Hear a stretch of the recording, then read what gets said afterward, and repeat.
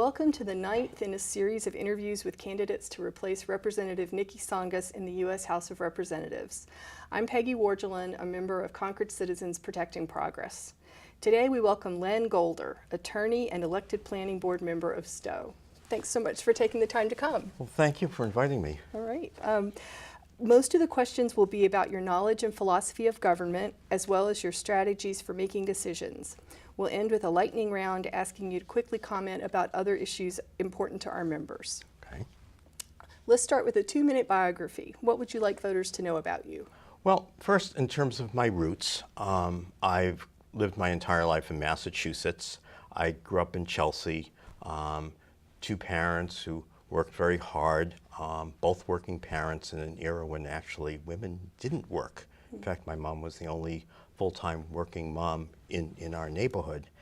And I, grew up in a family that believed in the importance of education, and that you could achieve anything you wanted to do in life, and the importance of doing something to help others along the way. And to that I would add not only my parents, but also my sister, who was 8 years older than I, and kind of set a tone and a role model in terms of government and public service. And from there, I've become an attorney.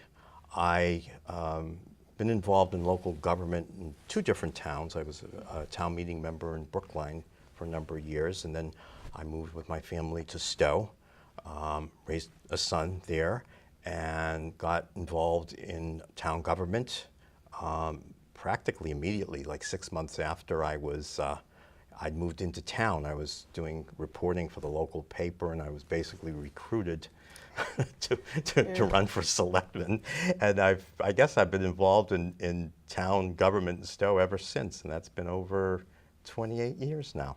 Okay. And as I mentioned, I'm an attorney as well, and I've handled a number of different cases and in a number of different areas. I started out doing criminal public defense work in Roxbury District Court. I do mostly civil law now. My son, who's a little over 30, has taken up the mantle of public defense in Memphis. He's not going to get rich doing that, but he's got plenty of work. Yeah. Okay. The first group of questions asks about your opinions about the federal government. What types of programs should the federal government be responsible for?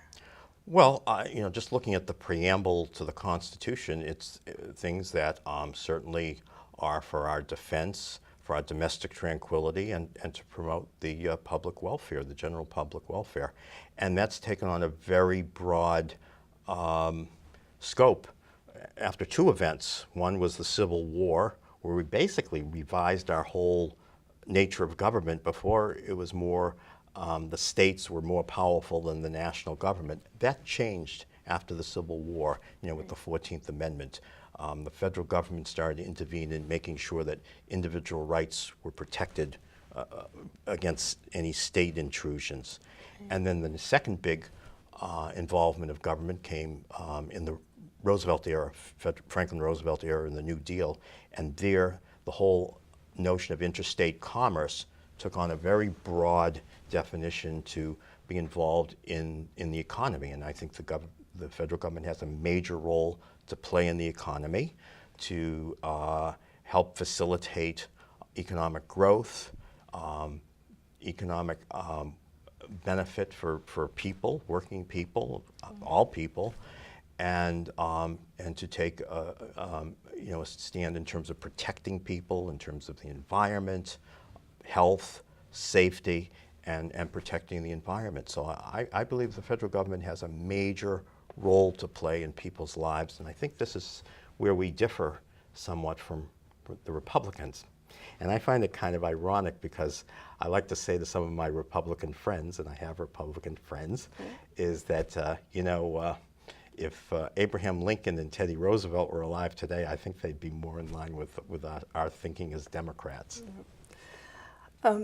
Please describe one program run by the federal government you feel is especially successful and effective, and explain why you think that is so. Oh, yes, definitely. Social Security and Medicare. I actually remember a day before Medicare when people retired and many people were not living a middle-class existence. That changed with Social Security plus Medicare. I think Medicare in the mid-60s made that big difference. Most of our senior population now lives a middle-class existence. And the thing that's so great about both those programs is they're very popular for a very good reason. Everybody pays in and everybody gets something back. Even Donald Trump, if you'll notice, he's not complaining about Social Security. He doesn't need it, but he's not losing anything. You know, he pays in, he gets something back. And this is really the model for how a good government program can be successfully run. And it's run very well. Efficiency-wise, only 4% of the only 4% of the costs of Social Security are administrative costs, compared to private health insurance companies where it's 22%. Now, I had an argument with some of my son's acquaintances in Memphis that are a little more on the right who said that can't be, you know, government, you know, being more efficient than the private sector. I said, well, think about it. With private insurance companies, they have advertising, they have CFOs that they pay very well. With Social Security, there's very little advertising. These people are not being paid seven figures to administrate Social Security. And it's a very well run program. I think it's the model for how a lot of our programs should be run, you know, for helping people. And I think we would get a lot more support from people for programs if they were run on that model. Sure. Now describe a federal program you feel is not successful. What improvements would you suggest? Well, let's see.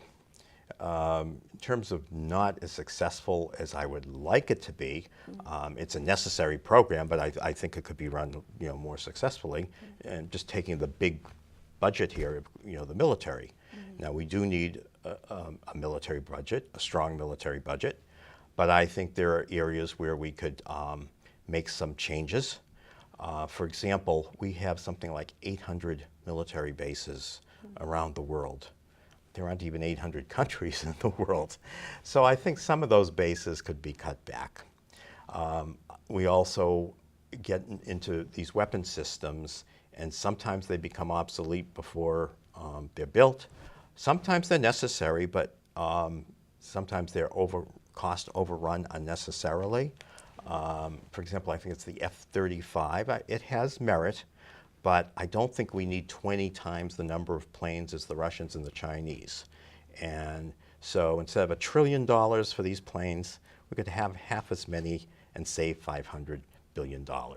So I think there's, you know, some changes that could be done certainly in that area of the budget. Okay. When is it appropriate to make use of private sector resources like outsourcing and public-private partnerships for government functions? Well, actually, and I guess this is, you could say maybe in a way this is a partnership of sorts. My plan for rejuvenating this economy, particularly in terms of getting wages higher, which is the real issue, is instead of giving tax cuts to the major corporations like they got under the Trump tax bill, I would convert those to tax credits. So a company would get tax credits if they first of all, they train, they hire, and they provide on-site daycare. They hire people over the age of 40. They have a step-ladder wage increase, and they keep these jobs here at home in America. So that's how I feel we can grow the economy, because it should be grown from the private sector.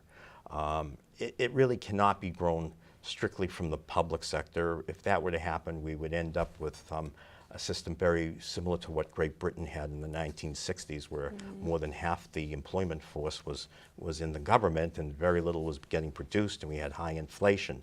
So we shouldn't go that route, but we certainly need to get businesses incentivized to do things that are for the public good. So to me, that would be an example of a public-private partnership that I think would be a benefit. Okay.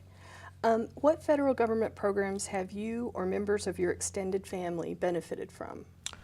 Well, let's see. Well, right now, actually, when it comes to Social Security and Medicare, I don't know if I look the part, but I'm not just the Hair Club president, I'm also a member. Okay.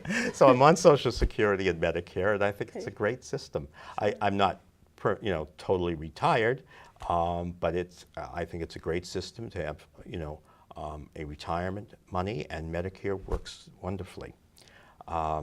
As far as, you're talking about government programs now, or any? Sure. Because Yeah. I was going to say another area where I felt benefited, it wasn't from the government, but maybe through the protection of the government. Years ago when I worked for the state, I was a member of a union, AFSCME, Local 509, Okay. and union protection is certainly given through the government, and that was a very, I thought that was a very important, beneficial thing for workers to have, and I think it's something that we're losing a lot of union strength, and I have some ideas on how to rejuvenate union strength in this country, because that's an area where we could improve wages if we had stronger unions as well. Okay. The next set of questions is about how you obtain and use information. What is a fact to you, and how are facts important in your decision making? Well, of course, that's become a big controversy these days, because sometimes what some people call facts, other people call fake news. you know. Yeah. To me, it has to have some concrete, palpable proof to be considered a fact. And facts are important in terms of decision making. Again, going back to that discussion I was talking about with the efficiency of Social Security vis-a-vis private health insurance companies. I mean, to say, oh, well, Social Security can't be more efficient because the government doesn't run things efficiently. Right. That's not a fact. I mean, that's just somebody's opinion based on maybe some real experiences that they had with government that, that where things were inefficient. But to look at facts and statistics of how much money, for example, is being spent on administrative costs, say for Social Security, versus administrative costs for private health insurers, there's information that you can utilize. Now, you can interpret it how you want, but the facts are there. Sure. Okay. Do you verify information provided to you, and how do you decide what sources of information to trust? Well, that's a good point. I mean, yes, I always verify information, before I state something. Again, going back to Social Security, I'm not going to come on and say, hey, Social Security, and 0% administrative costs. Great system. I mean, I want something that's based on information. And as far as the sources, well, I like to get different sources from different points of view. I think that's very helpful and very important. And so I don't want to just hear things from like people who I might tend to agree with. I want to hear things from people who I don't agree with. That's why I'm glad I have some acquaintances and friends that in some cases think differently than I do. Sure. And I think having that discussion, hopefully civil, it usually is, gives us some information. As a lawyer, I've always felt there's a benefit to having debate, discussion, in the legal sense, having a trial, because that's how evidence gets gathered. Right. So from a legal standpoint, my mindset is always get information from all sources and weigh it. Sure. How do you communicate with people who trust different information sources than you do? Interesting. I'm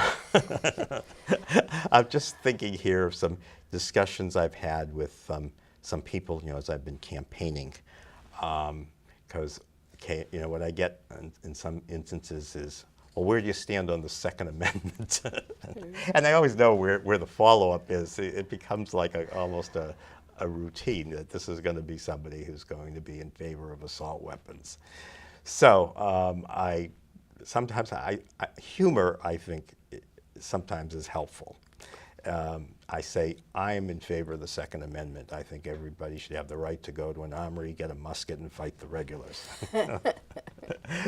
And I said, but beyond that, some of the things, I acknowledge that other people's opinions are coming from somewhere, and for them there's some basis of legitimacy to them. So, I may tell a joke, but I don't want to disrespect their worldview or where they're coming from. And I just ask questions. Like, I'll say to a person, look, I'm for handguns and hunting rifles with background checks and age restrictions. But I don't understand why we need, weapons that fire 50 rounds in a minute. Can you explain that to me? I want to know why, and sometimes I get some answers and sometimes I don't get such great answers. One answer was because I have an assault weapon. I said, yeah, well, I have a car, but it's to drive. What is your purpose in this assault weapon? So sometimes you got to probe a little, but other people will tell you. One fellow said to me, he said, I like target practice. It's a fun weapon to use. I'm not going to go out and kill 50 people in Las Vegas. And I just said, well, what if you had access to a weapon like that at a gun club? You just went there, you rented that gun, just like you go to a bowling alley and you rent a bowling ball. You don't necessarily have to own one, and you just did your target practice at that, at that gun club. And he thought about it. He said, well, I do sometimes like to go out in the woods by myself. It's not exactly what I like, but yeah, I could live with that. So, there are ways to kind of try to reach some understanding, not entirely, but some areas of some agreement. Sure. Okay. Let's move on to the specific elected position you're running for. Why do you want to be the U.S. Representative for Massachusetts District 3? Well, what I see happening right now in Washington is something that reminds me of what was going on back in the 1970s during Nixon and Watergate. We have a divisive administration, very acrimonious. People are talking at one another, not to one another. The parties are polarized like I haven't seen since that time. I grew up in an era where Republicans and Democrats had disagreements, but they also could come together on programs. The Civil Rights Bill in 1964, that was passed with Northern Democrats and Northern Republicans. Everett Dirksen, the Republican minority leader, was one of the instrumental senators in getting that bill passed. And in fact, one of the biggest oppositions was from Southern Democrats. So I would like to see a time in Congress, I would like to help create an atmosphere in Congress where we had more reaching across, I know the phrase reaching across the aisle, but the point is to look for ways in which individual members can find areas of agreement and get legislation passed that's going to benefit people. So that's a major reason. And I'm somebody who believes in getting things done, solving things, doing things that will benefit people and the country. The other issue, and it's going to be a challenge, there's an old saying, a Chinese adage, may you live in interesting times. And some people interpret that to mean a curse. I don't necessarily believe that. But we are in interesting times. And there is going to be some finding from the Mueller investigation and from the investigations that are going on in the state of New York on Manafort and Michael Cohen. And Congress is going to have to decide what to do with those findings. And I, with my background in law and constitutional law, I feel I can help make a good judgment there. What I bring, in addition to being, I'm an attorney, I've had quite a bit of experience in terms of constitutional law, just as a practicing attorney. Sure. Anytime you get a case, I learned this in law school, there's always this possibility of an issue of constitutional law. It could be an issue about whether there was a proper search and seizure, whether there was a proper questioning of the defendant. So I've dealt with some constitutional law issues as an attorney. And as an elected official, I've dealt with issues where I've made decisions and on the local level. And on the local level, in many ways, it's much more challenging because you're dealing with issues that are very close to people's, right where they live. Specifically, I remember my sister once saying when she worked for the federal government, she said the people that she knew that worked in her agency and worked for the State Department, the things that they got most riled up about was, why the garbage didn't get delivered that day. So, when you're dealing with issues, especially on a planning board, and you're dealing with people, developers want to build some housing, and we have inclusionary zoning bylaws to get affordable housing in. And then you have neighbors coming and saying, well, it's going to lead to traffic, it's going to ruin the rural character of the neighborhood, and how you get a solution here, because I want a more inclusionary community, a more inclusionary country, and at the same time address some of the fears and concerns of the people who were, seem to be in opposition, and to come up with a solution that maybe doesn't make everybody happy, but at least it makes things better than it was before. Sure. Okay. This is a very diverse district. How do you plan to represent the interests of people with such varying concerns and views of what government can and should do? Are you talking about opinions or backgrounds or both? Or? Well, however you choose to interpret it, but basically just how can you represent such a diverse group with people who think you should be doing different things? Well, I tell you, I'm kind of a hybrid person myself. I grew up in Chelsea. I grew up in a working class neighborhood. I went on to a private preparatory school, college and law school. So I live in a town that I suppose you would consider, to be somewhat affluent. So I've lived and experienced and had friends and acquaintances of different backgrounds, different points of view. Certainly, I certainly do, and I can relate well and get along with people of different backgrounds, because ultimately, when you look at the big picture, we all want basically the same things. We all want a good country. We all want a prosperous, safe country. How we get there is where the disagreements are. But if we can kind of find some solutions that a great, not everybody, but a great number of people will find is acceptable and good, and I can do that. I mean, I can go to Fitchburg and I can say, what's your big issue here? And I can say, I know what your big issue is before you even tell me. You got terrible potholes here. Why aren't you fixing the roads here? And you've done a good job on the downtown, which is something we're doing in Stowe. But what about, you've got to have good roads. And they say, well, we're tapped out. We don't have, this. I said, you get state aid, Chapter 90 money. It's not enough. I say, well, if I'm elected, this is a major urban development. I will get you money to fix those potholes. So in another town, potholes are not a problem, but getting some kind of business into a town that will provide jobs and provide an anchor, and some other towns a cultural anchor. So you take each town and each community and you look and see what their needs are. You listen to people. I mean, I'm a local official, so I asked the city councilor, what's going on with your potholes? And I got the answer. And my approach would not be to dictate, not to say, okay, you're going to get this, you're going to get that. It's what you need, and how can I, work with you to help you get it. Sure. What concerns do you hear about from voters most often, and what issues are you most concerned about personally?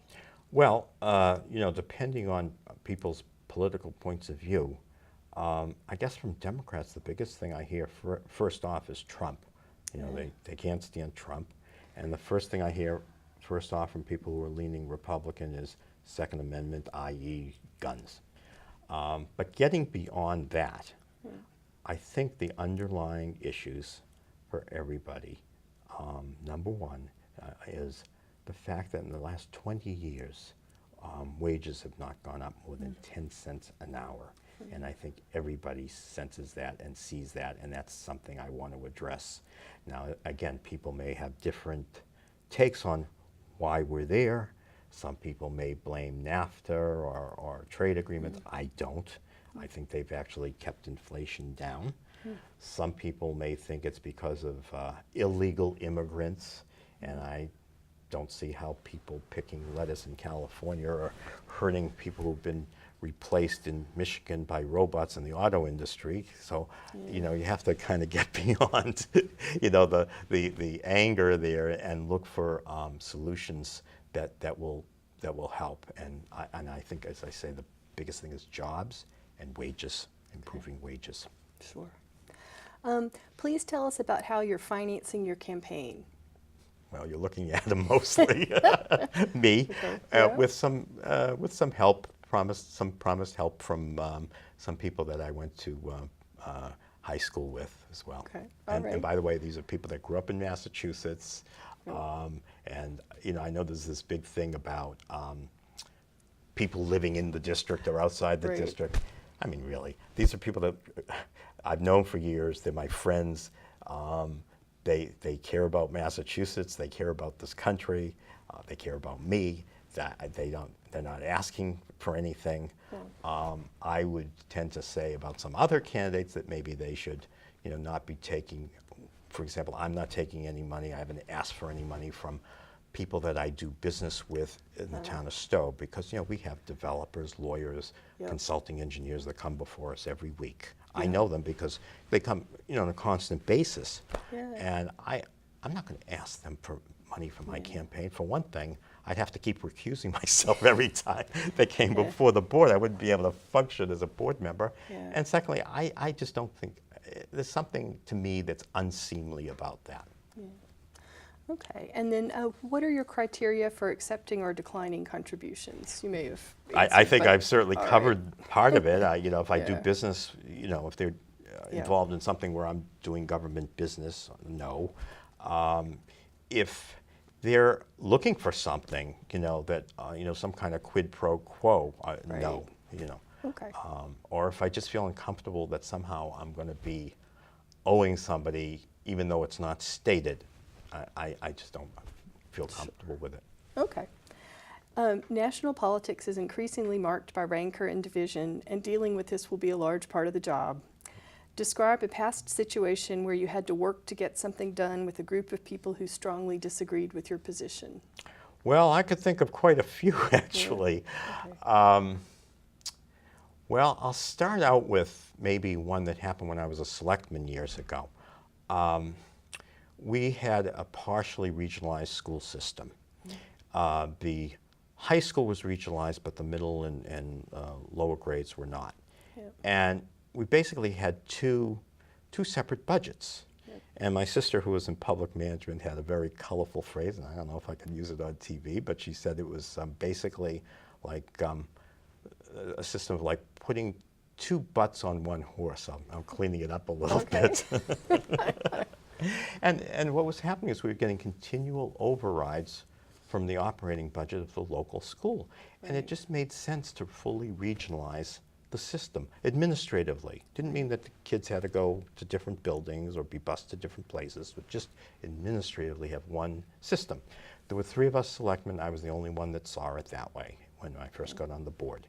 Over time, over several years, people began to see that it made sense. And the reason it made sense was because we were continually getting overrides on our operating budgets. And here was this Chapter 70 money the state was going to give to regional schools. Once we voted this in, we have never had an override of an operating budget. We have had debt exclusions for, you know, buildings and capital Sure. improvements, but nothing on an operating budget. So I feel that that was a good success. On the planning board, we had a very difficult issue a few years ago. It took over a year, where there was a museum in town that wanted to expand, and the neighbors didn't want the museum to expand. Right. And I kept saying that let's stop focusing on the new building that he wants to build and focus on what's really bothering people, which is noise from events. And let's focus on the number of events. Let's come to some kind of an agreement where we can limit the events, limit when they're going to occur, and not worry about the building. It's just another building. The board didn't see it that way, unfortunately, initially. It did end up in litigation, but after getting in litigation, that's how we settled it.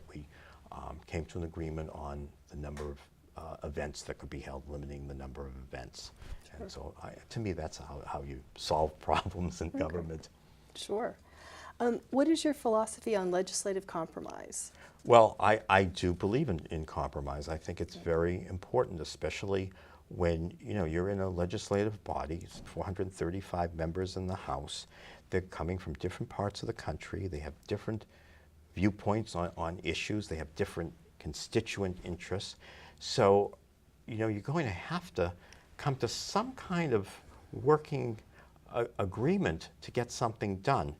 And now, like, I kind of like point to the immigration issue. Mm-hmm. And of course, the big problem there with immigration coming to an agreement, I don't think is with the members of Congress anyway. I think it's with the White House. That's the big problem there. Sure. And so my approach there is Trump seems to have this big obsession with this wall. My philosophy is, if we had a more open immigration system where people felt that they could apply for asylum going through the regular gate, that there was not going to be a de facto denial of their status and have their kids put in cages and separated from them, that unless there was some evidence to the contrary, that they were criminals or that they were terrorists, anything like that, that if they got asylum, which I think they should, those people would not be paying smugglers to sneak through the border. So if we had that kind of system, and if Trump wants a wall, if that's the compromise, if it makes him feel better like Humpty Dumpty to have this wall, I mean, if he thinks it's going to help, keep out bad guys, people we all agree should not be let in, drug smugglers and crooks.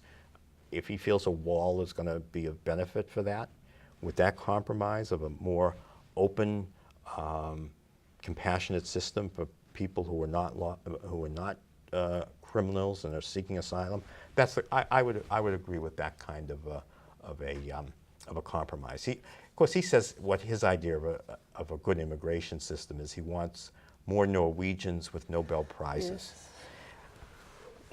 I got nothing against that. If he wants to bring in more Norwegians with Nobel Prizes as part of that deal, I'll agree to that one too, sure. Okay. Finally, let's touch quickly on some other issues important to our members. Sure. Please give a quick response to each issue. A woman's right to choose. Yes. Health care. Yes. I mean, do you want me to be more specific? You can. Yeah, health care through Medicare for all. Okay. Civil rights.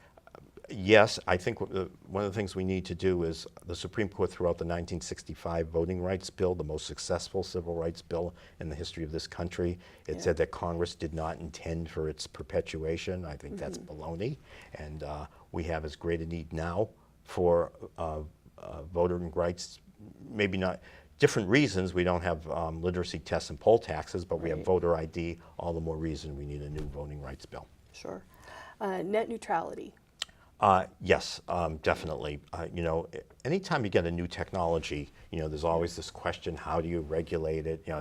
This is nothing new. How do you regulate railroads back in the 1800s? Yep. So we're just dealing with a new industry or technology, and yes, it should be net. It's for the consumer. It's ultimately for the consumer. All these waves, airwaves for television, the internet waves. These are all supposed to be for the benefit of the public. Sure. Gun regulations. Yes. Yeah. As I say, certainly background checks, 21-year age minimum, handguns and hunting rifles with background checks, of course, are okay. Yeah. No assault weapons, no weapon that has a magazine clip. In fact, the big focus, I feel, should be on magazine clips, because there's already so many of these weapons out there anyway. But at least if we can focus on the magazine clips that would have to be restocked, if we can stop that, I think that would be a good way of cutting down on that problem. Sure. The latest round of tax cuts. Well, see, unlike some Democrats, I have some mixed feelings about this. The getting rid of the death tax I thought was horrible. I mean, if people make over $1 million, they can afford to pay an estate tax. That was one of the worst. I think that tax cuts, individual tax cuts for wealthy people was an economic waste. It's not going to do anything to benefit the economy. I think the child care credit, increased credit, was a good thing. I think the tax cuts for middle and lower income people was good. It'll help stimulate the economy if it doesn't get screwed up with all his rounds of trade wars that he's going through. But with those corporations, I think I mentioned it before, I don't like the tax cuts for big corporations. I'm fine with small corporations, under 50 employees, to cut the corporate tax, yes. But for big corporations, no. But I would convert them to tax incentives for training, hiring over 40, providing on-site daycare, keeping the jobs in America, providing a stepladder for increased wages. That kind of tax incentive, tax credit, I would support. Okay. Government policy for the situation in Puerto Rico. Yeah, I think I spent my honeymoon in San Juan years ago. It was a lovely place, and to see what's going on there is really, it's heartrending. I mean, there needs to be more government aid, to fix the problems there. The infrastructure is a major problem there in terms of, getting a lot of the storm destruction away so that roads can, be passable. Some of the roads need some improvement anyway, from my experience. I think there needs, when we talk about infrastructure improvement, I think we need some infrastructure improvement even before Maria. But we certainly need to do a lot more to help that island. It's really, I thought the optics, I'm not always a big concern about optics, but Trump going down there and throwing out free paper towels, I thought was the stupidest thing I've ever seen. I don't think maybe he didn't mean it, but it was demeaning. It was very demeaning to people. Immigration policy. Yeah, well, like I say, I think the policy should be that we have a policy where anybody who is not a criminal or a terrorist should be welcome into this country. And when I say criminal, I'm talking about, like murder, rape, robbery. If they're a criminal because they got into some problems with a despotic government, well, welcome. A lot of our ancestors were in that status. So, and I think if people are coming in and they're seeking asylum because, let's say, they're fearful of a drug lord, say in Honduras, we should give a presumption of respect for that. Verify it, vet it, of course. But if that's the case, these people should be welcome. Absolutely, it's part of our immigration tradition. And I think that would solve a lot of the problems that we're having on the border. These people wouldn't be captive to smugglers, and we'd have a much easier way of identifying who the bad guys are that are sneaking in, through a wall or through a border or whatever we have. Sure. And finally, campaign finance reform. Yeah, well, I'd like to see Citizens United overthrown. I mean, the whole idea that money equals free speech is absurd. I mean, the idea is if you got $1 million to donate and I have $1, you get $1 million worth more free speech than I do. But I got to tell you a couple things here if I have a moment. Okay, just a moment. Yeah, we've had campaign finance reform before, and there always seems to be some way of sabotaging it. That's how we got PACs, that's how we got soft money, that's how we got issue soft PACs. So one thing that would, I think, be a good solution to get around some of these things that have sabotaged campaign finance reform would be to make free airtime for candidates for public office. The stations already provide free airtime as a public service for various charities and local community causes. I would say in an election year, they could get forgiveness for that aspect of free public service and put it in for free time for candidates for public office. Sure. And then the other thing, though, is, with all the laws in the world, you still have to, it's what you do as a person as well. you know, how you run your campaign. If you're going to be taking money from people that you do business with in government, if you're going to take money from people that you know are going to expect something specific in return, well, you know, that's not going to help that's all the campaign finance laws in the world aren't going to, you know, help if those things occur. So you have to have candidates that are committed to a cleaner finance campaign as well. Sure. Well, thank you so much for coming. Thank you. I very much appreciate it. All right, you've just been listening to an interview with Len Golder, attorney and elected planning board member of Stowe, who is running to replace Representative Niki Tsongas in the U.S. House of Representatives. I'm Peggy Wargelin, a member of Concord Citizens Protecting Progress.